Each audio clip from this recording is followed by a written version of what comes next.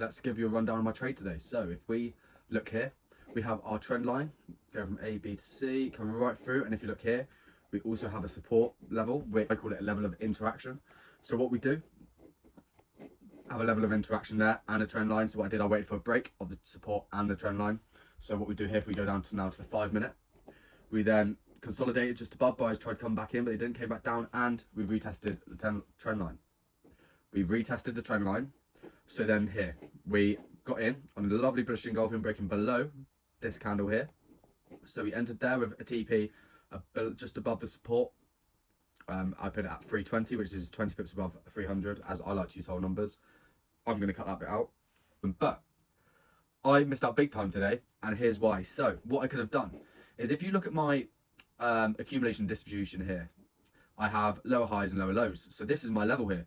And as we come back up, do you see that this line here doesn't break? The momentum keeps going. Although the charts are messy, see how this correlates. This correlates. Boom. What I should have done is got in once again here. So if I put my short position there, I would have maybe put it just above the support there, say 320 again, probably, as that's previous support. And then if I was to put this down to, let's say 820, as I like going just above the whole numbers, where the previous support is there, as you can see. So this is trade, and look how this played out, right?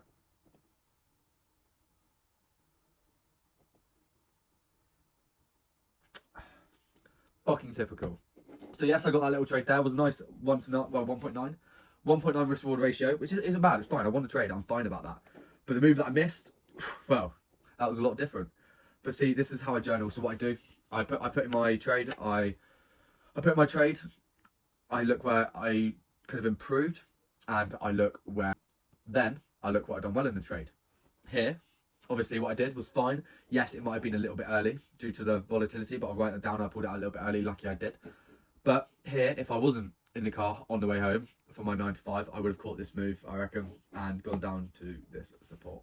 This is stuff you've got to look out for, and you've got to make sure that you journal and review exactly everything you're doing. Because here, look, it's still forming lower highs, lower lows, so it's still causing bearish momentum. Yet, I, some reason, did not notice this at the time. Although it's not showing that on the charts, on the momentum here, it's showing it was still making lower highs and lower lows.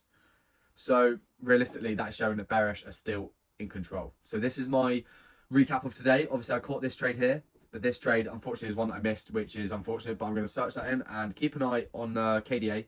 Keep an eye on the KDA in the future. That's what I like to call it. And yeah, so that's my recap.